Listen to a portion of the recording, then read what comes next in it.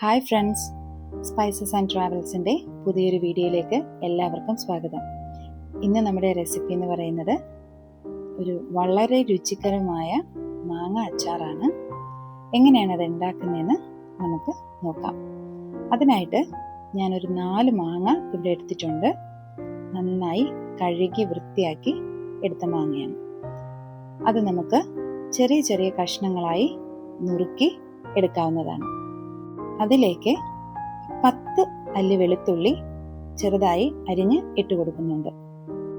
2 പച്ചമുളക് അരിഞ്ഞതും കാന്താരിയും കൂടി ഞാൻ ഇതിൽ ചേർത്തിട്ടുണ്ട്. പച്ചമുളക് മാത്രമായിട്ടും ചേർക്കാവുന്നതാണ്. 1 ടേബിൾ സ്പൂണോളം ഉപ്പ് ആഡ് ചെയ്ത് കൊടുത്തിട്ടുണ്ട്. അതിനുശേഷം കായപ്പൊടി കൂടി ചേർക്കണം. 2 ടേബിൾ സ്പൂൺ പാകത്തിനാണ് കായപ്പൊടി ഇതിനകത്തേക്ക് ചേർത്ത് കൊടുത്തിട്ടുള്ളത്. 2 ടേബിൾ സ്പൂൺ വിനീഗർ കൂടി ചേർത്ത് കൊടുക്കുന്നുണ്ട്. മാങ്ങ പെട്ടെന്ന് കേടൊന്നും വരത്തില്ല വിനീഗർ ചേർത്ത് കഴിഞ്ഞാൽ. ഇനി വിനീഗറും കൂടി ചേർത്തതിന് ശേഷം എല്ലാം കൂടി നല്ലവണ്ണം ഒന്ന് ഇളക്കി യോജിപ്പിക്കാം. ഇളക്കി യോജിപ്പിച്ചതിന് ശേഷം ഒരു 3-4 മണിക്കൂറെങ്കിലും ഇതൊന്ന് മൂടി വയ്ക്കാവുന്നതാണ്. ഇനി നമുക്ക് ഒരു പാത്രം ചൂടാക്കി ഒരു 3 ടേബിൾ സ്പൂണോളം ഓയിൽ ചേർത്ത് കൊടുക്കണം. ഓയിൽ ചൂടായി വരുമ്പോൾ 1 ടേബിൾ സ്പൂണോളം കടുക് കൂടി അതിനകത്തേക്ക് ചേർക്കണം. 1 ടീസ്പൂൺ ഉലുവ കൂടി കടുക് പൊട്ടിയതിന് ശേഷം ചേർക്കണം. ഉലുവ കൂടി ഒന്ന് മൂക്കുമ്പോഴേക്കും അതിനകത്തേക്ക് 3-4 വറ്റൽ മുളക് കട്ട് ചെയ്തിടാം. 2 തണ്ട് കറിവേപ്പില കൂടി ഇട്ടൊന്ന് മൂത്ത് വരുമ്പോഴേക്കും നമുക്ക് ഈ തീ ഒന്ന് അങ്ങ് ഓഫ് ചെയ്ത് കൊടുക്കണം. അതിനുശേഷം 3 ടേബിൾ സ്പൂൺ മുളക് പൊടി ആഡ് ചെയ്യുക. 1 ടീസ്പൂണോളം മഞ്ഞൾപ്പൊടി കൂടി ഇതിനകത്തേക്ക് ആഡ് ചെയ്ത് കൊടുക്കുന്നുണ്ട്.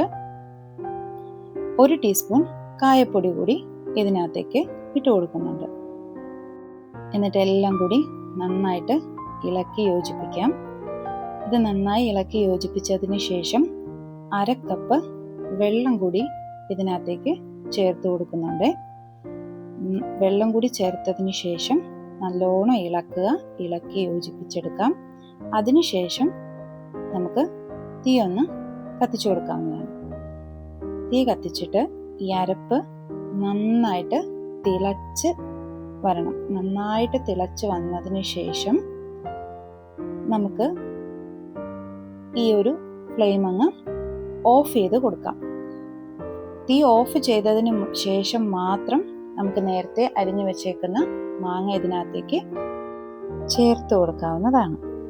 എന്നിട്ട് നല്ലവണ്ണം ഇതെല്ലാം കൂടി നല്ലോണം കൂട്ടി യോജിപ്പിച്ചെടുക്കുക. തീ ഓഫ് ചെയ്തതിന് ശേഷം മാത്രമേ മാങ്ങ ഇടാവുള്ളൂ. ഇല്ലെങ്കിൽ മാങ്ങ വെന്ത് പോയി കഴിഞ്ഞാൽ അച്ചാറിന് ടേസ്റ്റ് ഉണ്ടാകില്ല. അപ്പം അതുകൊണ്ട് ആ ഒരു ചെറിയ ചൂട് മാത്രം മതി, അല്ലാണ്ട് മാങ്ങ വേവിക്കരുത്.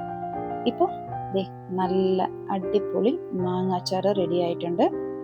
ഇത് ഉണ്ടാക്കി പിറ്റേ ദിവസം മുതൽ യൂസ് ചെയ്യുന്നതായിരിക്കും ടേസ്റ്റ്.